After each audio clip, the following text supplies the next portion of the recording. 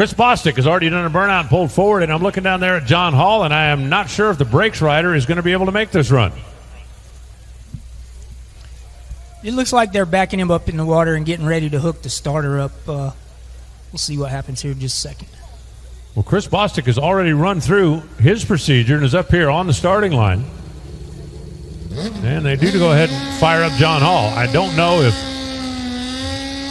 Chris started prematurely or if John had a problem out there, but generally you don't see this big a discrepancy in the time between two motorcycles fire up and go.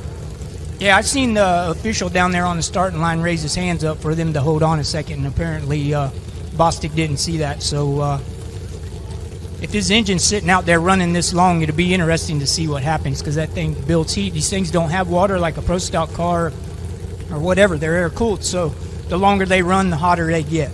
Well, they are air-cooled, but there really is no ventilation. I mean, the engine's in a box, so you don't have any air even blowing by there since we've got a little breeze out there. Yes, sir, that is correct.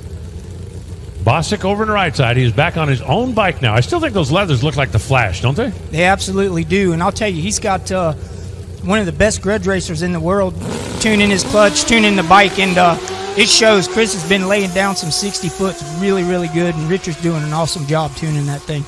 John goes 60, 98 miles an hour at the time, but then sat up out there about 300 feet.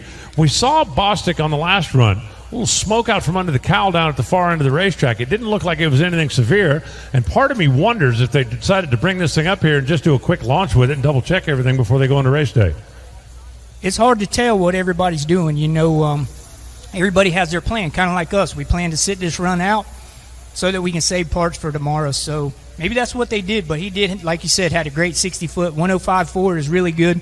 Anything 105 is really good, and with the exception of Gage Herrera, if he goes 105, like you said earlier, he goes 105. Everybody wonders what happened. Matt's kicking rocks.